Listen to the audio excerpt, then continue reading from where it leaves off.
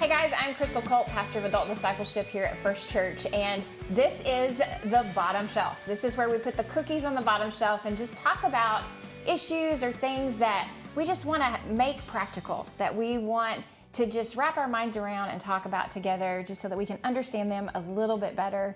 And today I have with me Michelle and Molly. Michelle is the program manager at DHHS, and today we're having a conversation around foster care.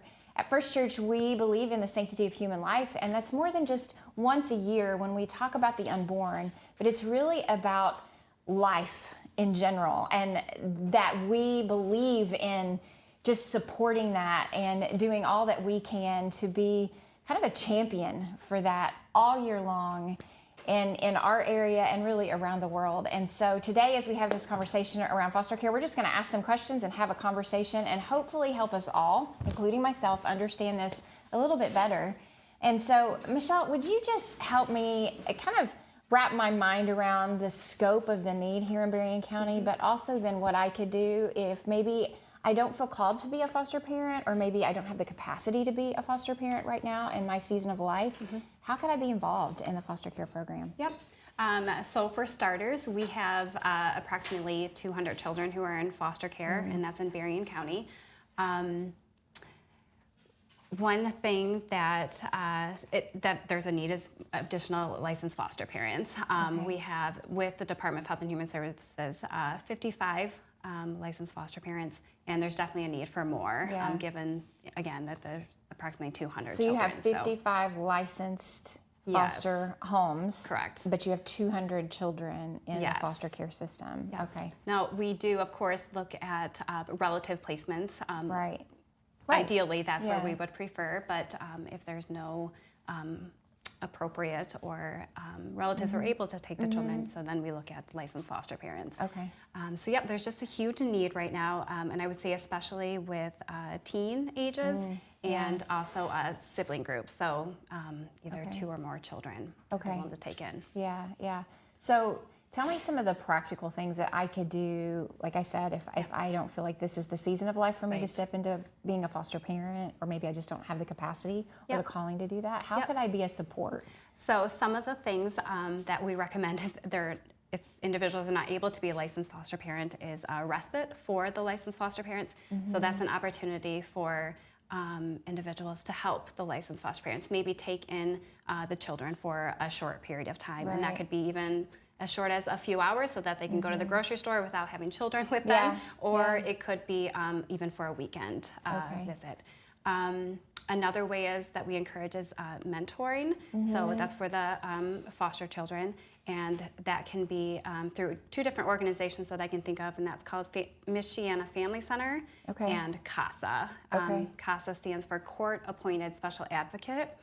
And then the other thing is just volunteering with us at the department, and that can be assisting with supervised parenting times or transportation to the parenting times, or even medical visits, stuff like that. Okay. So go ahead. I will add a few, as a foster parent myself, I will add a few things that that I think could be really helpful, that are, I think, possibly easier for people to manage. So some of the things that come up. So my household right now has 5 kids, and we have 2 adults. You know. And so when you have 5 kids that need to get to a bunch of different places, like sometimes you just need someone to take someone somewhere. Like to soccer practice. To school, to soccer practice, you know, all of those different places, just with the logistics of having 2 adults care for a lot of kids. And so, like, I think that things like school pickup, school drop off, you know, transportation to sporting events, like things like that come up on a pretty regular basis, is, I think, a place where people can help out. You know, I also will echo the respite part of it. I think the respite is huge, because, you know, we have some bigger kids and then we have some littler kids, and there are things that we want to do with our bigger kids that we can't always do with like a 2-year-old. You know? And so, like, to know that there's a person to go to that you can ask for help with that is huge, because, like, when we have 5, we don't do things because it's really difficult to ask somebody to watch 5 kids. Like it just feels like a really big burden for a lot of people to ask somebody to watch 5 kids. And so like babysitting, that's the other side of it. Like if you're somebody where like, oh yeah, no, I could totally handle 5 kids. If people have those places to go to where they're like, I can comfortably ask this person and not feel like I'm putting too much of a burden on them. I think that is huge. Yeah. Or maybe you need to go to a doctor's visit and just to come stay with the kids while you go to the doctor. Like or go I get don't a want to haircut. take 5 kids to a doctor's office, you know? So I have a question. So if you want to do something like that, like you want to be like the respite person for that foster care family, do you have to get approved to do that? Do you have to go through something to do that? How does that work? So it's actually not too invasive, though. It is, I would say, to be licensed. It is in some ways, it's for sure. invasive to be licensed, but not to be respite. So that information would have to be provided to the Department of Health and Human Services, and we would run necessary clearances. But yeah, it's not too bad. We really do like to connect those individuals as well with the licensed foster parents so that they can communicate based on whatever their needs are. So once you get approved, then you can just work directly with the foster parent. Exactly. Yeah. I mean, it very literally, I think, is like a background check. Yeah, there are, you know, like it's pretty standard for, you know, kind of, even if you volunteer with kids or whatever, like they usually run a background check. Correct. And so, you know, it's not like you have to go through and answer a bunch of questions. Like you don't really need to do that much. So this could be something like if I'm an empty nester and I was a stay-at-home mom and I have another friend that was the same, we could both get approved to do that and maybe even work together to help a foster parent with 5 kids to do that. That could be something you could do together. Okay, got it. Okay, so is there anything else that you, Molly, would say? I know you guys have been foster parents. Now, how many years has it been? So I think we got licensed at the end of 2017, so I can't do the math. So what is that, 6 years, 7 years? Yeah, 2024, 2017. So I think for you guys, I know that was really just your heart. And could you just share with me kind of the why? And if somebody then maybe is thinking about that, is there something that you did that helped you kind of take that leap?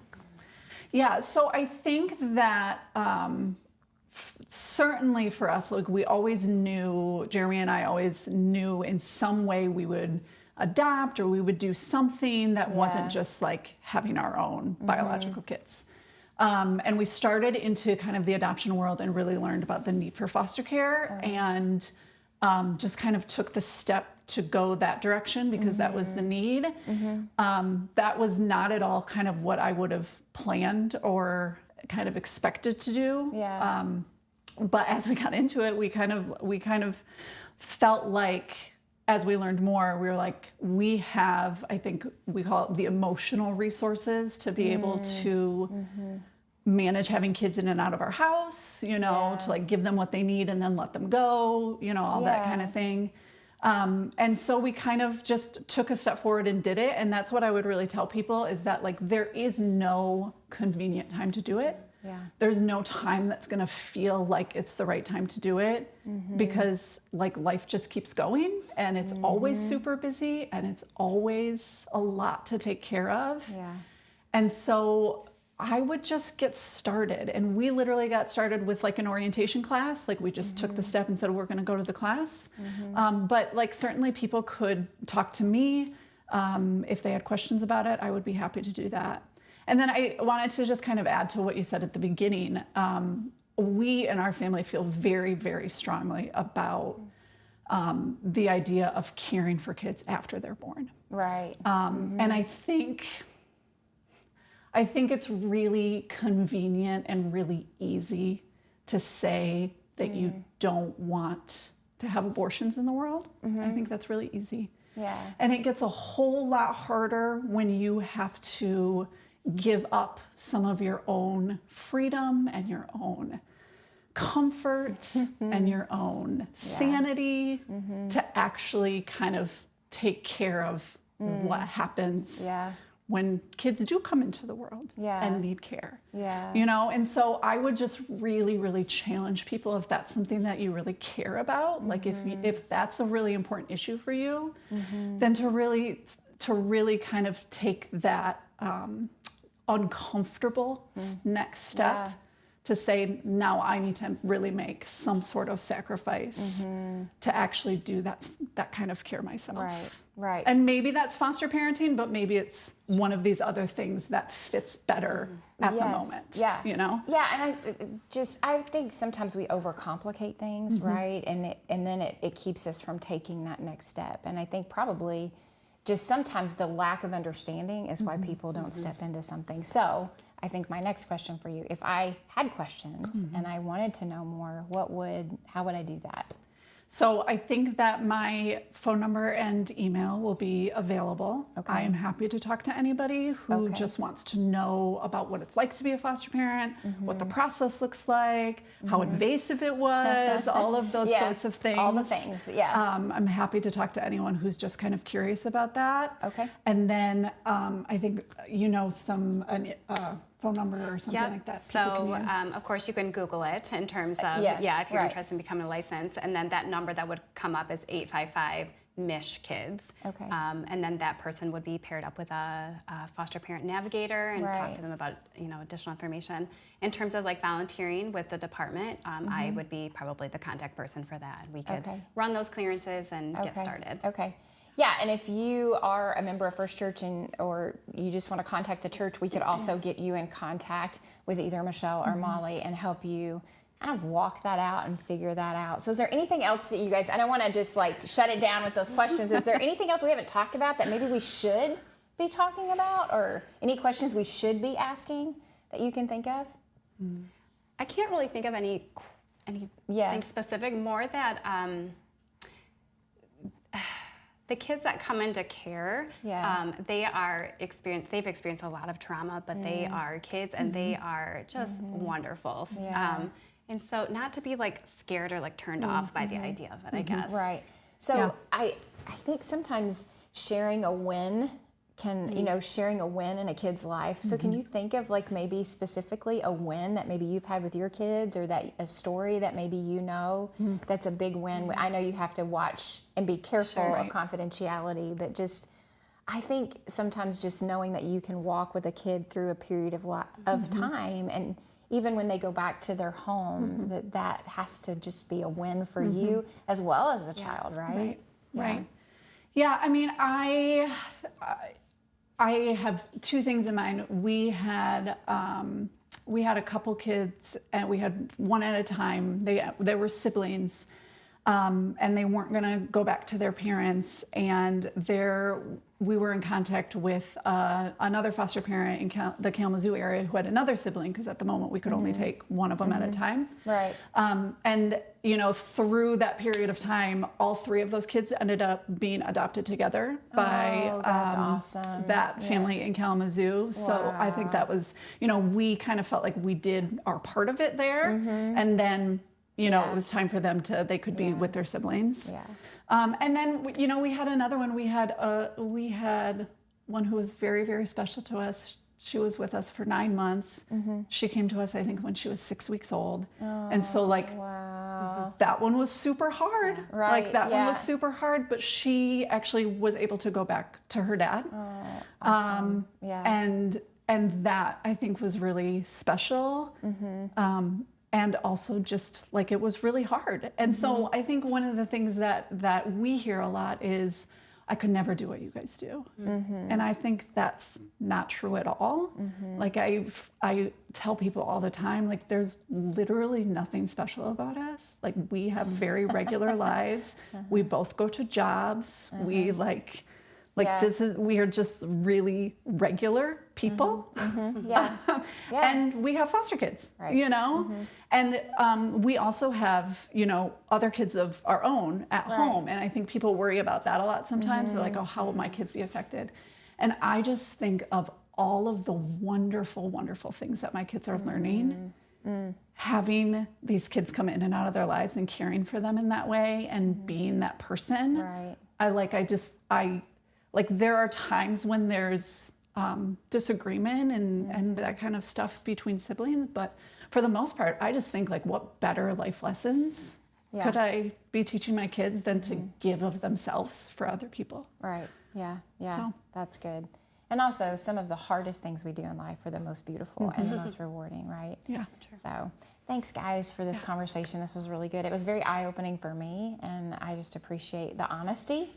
And I think it's okay to say tough things too. I think we all have to reckon with kind of who God's called us to be in this world and in this life, right? And so, I think sometimes we want to pretend like there's not those issues out there, but to actually talk about it and to look it square in the face is a healthy thing. So thank you for being willing to have this conversation today. Yeah. Thanks, guys, for being with us. And I just hope that this begins a conversation and maybe plants a seed in somebody's heart.